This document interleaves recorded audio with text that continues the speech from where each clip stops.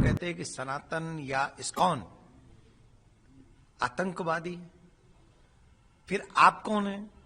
पूरे विश्व को परिवार मानने वालों के साथ ऐसा व्यवहार जो लोग कर रहे हैं वो मानवता का हनन कर रहे हैं, मानवता की हत्या कर रहे हैं। चिन्मय प्रभु को गिरफ्तार किया जाना मैं समझता हूं कि एक बहाना है।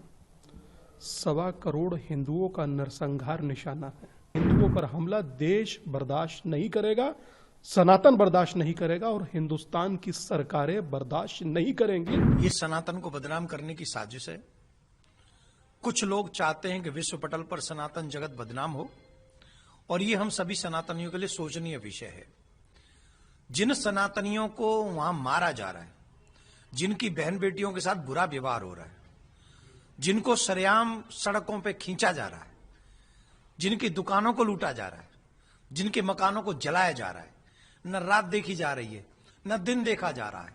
रात दिन जो दमन की राजनीति कर रहे हैं, दमन का कर्म कर रहे हैं, कार्य कर रहे हैं, हिंदुओं को भगाने, दबाने, मारने की बातें कर रहे हैं, वो कहते हैं कि सनातन या इस्कॉन आतंकवादी, फिर आप कौन हैं? ये बहुत दुखद है और ये बात सनातनियों को समझनी चाहिए। हम इसका विरोध करते हैं। सनातन वो है, धर्म वो है, सनातन जगत वो है जो सबको जियो और जीने दे की राह पर चलाता है। हम लोग कहते हैं वसुधैव कुटुंबकम। हम पूरे विश्व को अपना परिवार मानते हैं, लेकिन पूरे विश्व को परिवार मानने वालों के साथ ऐसा व्यवहार जो लोग कर रहे हैं वो मानवता का हनन कर रहे हैं, मानवता की हत्या कर रहे हैं। और ये वो लोग हैं जो नहीं चाहते हैं कि इस धरती पर मानवता जीवित रहे। और अगर उनका यही व्यवहार रहा तो एक दिन इस धरती से, अगर सच्चे मानवों ने सनातनियों का साथ बांग्लादेश में नहीं दिया, हम विश्वास से कहते हैं पूरी धरती से मानवता समाप्त हो जाएगी। और मानवता समाप्त होने पर इस धरती पर सिर्फ शैतान रह जाएंगे। अब ये देखना है कि पूरा विश्व मानवता को बचाना चाहता है या शैतानों को। चिन्मय प्रभु को गिरफ्तार किया जाना मैं समझता हूं कि एक बहाना है। 1.25 करोड़ हिंदुओं का नरसंहार निशाना है। देश की सियासत, देश की सियासी जमात इस पर मौन है, इससे मैं शुद्ध हूं।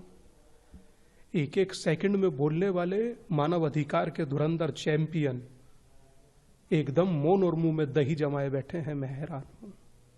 दुनिया मुख दर्शक बने देख रही है हिंदुओं के नरसंहार को, माइनॉरिटी के नरसंहार को, और उसके बाद भी वो मौन है। मैं याद रखिए, इतिहास पूछेगा कि आप कौन हैं। और आज जिस प्रकार की कुछ चैनल पर भले ही रिपोर्ट देखूं, मगर अधिकांश चैनल तक उसे बांग्लादेश को नहीं दिखा रहे।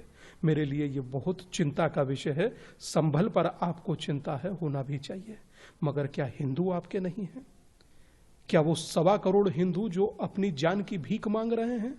आज ही वहां चट्टग्राम में, आज ही मां मनसा देवी का मंदिर, आज ही वहां शिव मंदिर तोड़ दिया गया, जला दिया गया और नारे लग रहे हैं कि काटो पकड़ो मारो। क्या हिंदुओं का इस देश में, या ये कहूं कि दुनिया में होना गुनाह है?